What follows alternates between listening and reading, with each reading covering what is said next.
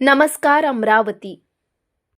28 जानेवारी रोजी राज्याचे उपमुख्यमंत्री आणि राष्ट्रवादी काँग्रेसचे नेते अजित पवार यांचा बारामती विमानतळावर विमान अपघातात दुर्दैवी मृत्यू झाला आहे, ज्यामुळे महाराष्ट्रभर मोठी शोककळा पसरली आहे। आमदार सुलभा खोडके यांच्या गाडगेनगर येथील निवासस्थानी शेकडो कार्यकर्त्यांनी गर्दी केली। अजित पवार यांच्या मृत्यूची माहिती मिळताच सकाळपासून राष्ट्रवादी पदाधिकारी कार्यकर्ते खोडके दाम्पत्याच्या निवासस्थानी धाव घेतली। यावेळी आमदार सुलभा खोडके यांना सुद्धा दुःख अनावर झाले। त्या भावनिक प्रतिक्रिया व्यक्त करताना म्हणाल्या की दादा आमचे बाप होते। दादा सोबत पक्ष स्थापनेपासून खोडके साहेब होते। पक्ष संघटना सह विकासावर नेहमी फोनवर चर्चा करायचे। कालच फोनवर चर्चा झाली। दादा गेले यावर विश्वासच बसत नाही। पाणावलेल्या अश्रूने आमदार सुलभा खोडके यांनी प्रतिक्रिया व्यक्त केली। यावेळी कार्यकर्त्यांनी खोडके दाम्पत्याच्या घरासमोर एकत्र येऊन शोक व्यक्त केला।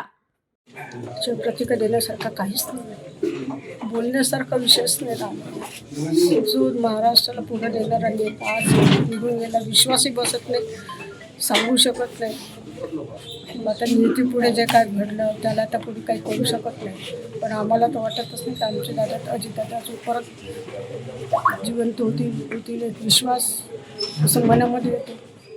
काळाने त्यांच्यावर झडप घातली, ही फार मोठी राजकारणातली सगळ्यांची खूप मोठी हानी आहे। दादासारखा नेता होणे नाही, महाराष्ट्राचा दादा होता, आमच्यातून निघून गेला, याच्या एवढं दुःख तर कोणतंच असू शकतो। निवडणूक होता, दादांना सांगितलं की आमची एक सभा घेता आपण यावं। दादांनी तात्काळ मान्यता केली आणि आपल्या अमरावतीला सभा घेतली आणि सभा घेऊन आपल्याला माहीत आहे काय त्या ठिकाणी लाईट लँडिंग नसताना सुद्धा इथून सभा घेऊन दादा नागपूरला गेले आणि नागपूरहून तात्काळ लगेच पुण्याला गेले। म्हणजे एक विश्वास होता त्यांना, एक ही सभा झाली त्याचा आनंद त्यांनी गाडीत बोलून दाखवला। खूप चांगलं काम आहे, खूप चांगलं करत आहे, त्यांनी सभासुद्धा व्यक्त केलं। आणि खोडके साहेबांना माहीत आहे की ते फोन जरी दादांचा आला की दादा साहेब सगळं सोडून द्यायचे।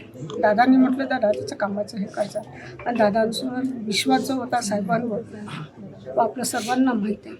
दादांशिवाय आमच्या राजकारणात म्हणा कुटुंबात एवढा मोठा माणूस आमच्यासोबत असणं म्हणजे आमच्यासाठी खूप गौरवाची आणि याची गोष्ट होती।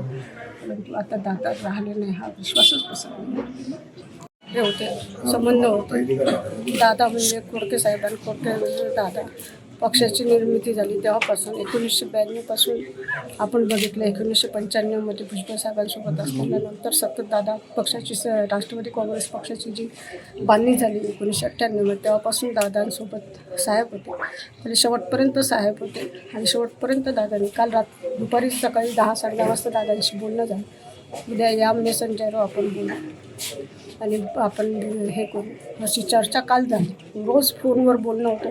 मुंबईत असलं तर 1-2 तास चर्चा व्हायची, पक्ष संघटनाचे असेल, त्या ठिकाणी असणारे महाराष्ट्राच्या विकासाचे असेल, हे सगळ्या प्रश्नाची नेहमी चर्चा व्हायची। आणि दादा आमचे बाप होता, आमच्या राष्ट्राला आमचा बाप होता, तो आमच्यातून निघून गेला, ते कोणतंच असू शकतो। राज्याचे उपमुख्यमंत्री आणि राष्ट्रवादी पक्षाचे अध्यक्ष अजित पवार यांचं आज सकाळी बारामतीमध्ये विमान लँडिंग होताना मृत्यू झाला आहे। याच ठिकाणी अमरावती शहरातसुद्धा शोककळा पसरले आहेत, थेट दाखल झाले आहेत।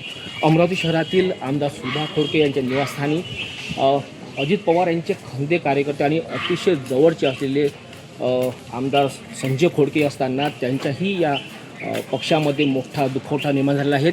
गाडगेनगर परिसरामध्ये पाहू शकता आमदार सुलभा संजय खोडके आणि आमदार संजय खोडके यांचे निवासस्थानी कार्यकर्त्यांची मोठी गर्दी जमलेली आहे। शोक व्यक्त केला जात आहे।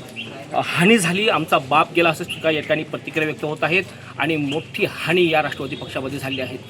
पाहत विदर्भ मतदार